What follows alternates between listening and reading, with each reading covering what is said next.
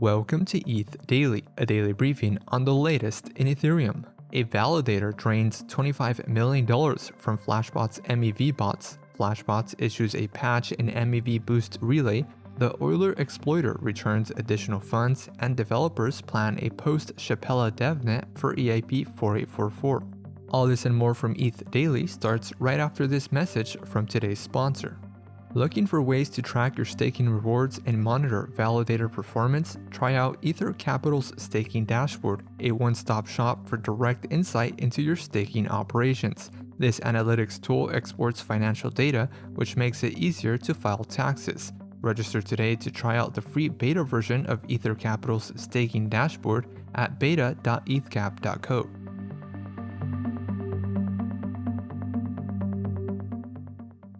A rogue Ethereum validator drained over $25 million worth of assets from Flashbots MEV bots. The validator, which joined the network on March 15th, essentially front-ran the MEV bots, causing them to lose out on their MEV.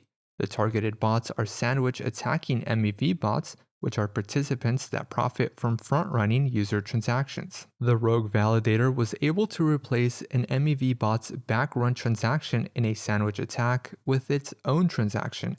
MEV bots typically increase the price of an asset with a large buy order, execute a user's buy order, and then sell their own assets at the higher price. The attacker inserted a transaction that sold its own assets at the higher price, preventing MEV bots from selling their assets for a profit. Flashbots developers released MEV Boost Relay version 1.0.0 Alpha 3, an update to its relay software that includes a patch for the recent MEV vulnerability. According to Flashbots engineer Chris Hager, the vulnerability related to a relay publishing the block payload to the proposer even though parts of the beacon block were incorrect. This allowed a proposer to view the contents of a block before the finalization of the next block. The new release requires the beacon block to be successfully sent to the beacon network through local beacon nodes first, before the block is released to the proposer. The patch also adds a delay in the response as a precaution.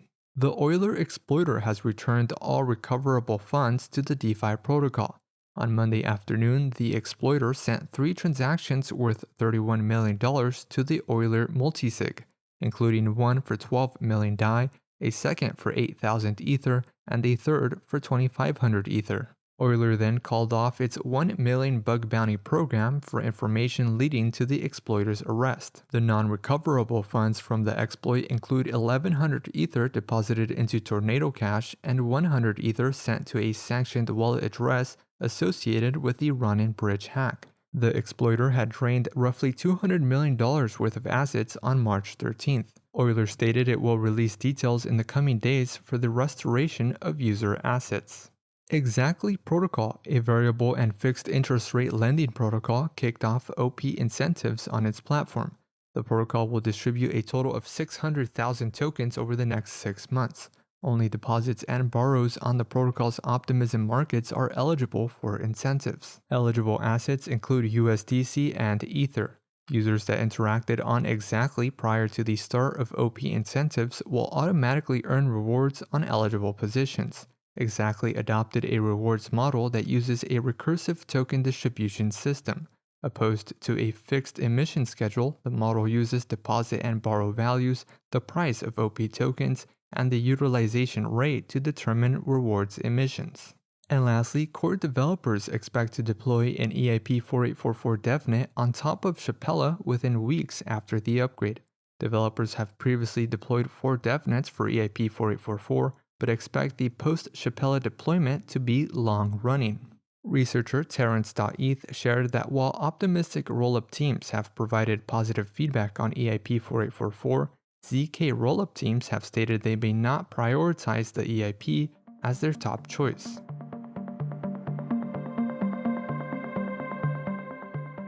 This has been a roundup of today's top news stories from ETH Daily. You can support this podcast by subscribing and following us on Twitter at ETH Daily. Also subscribe to our newsletter at ethdaily.substack.com.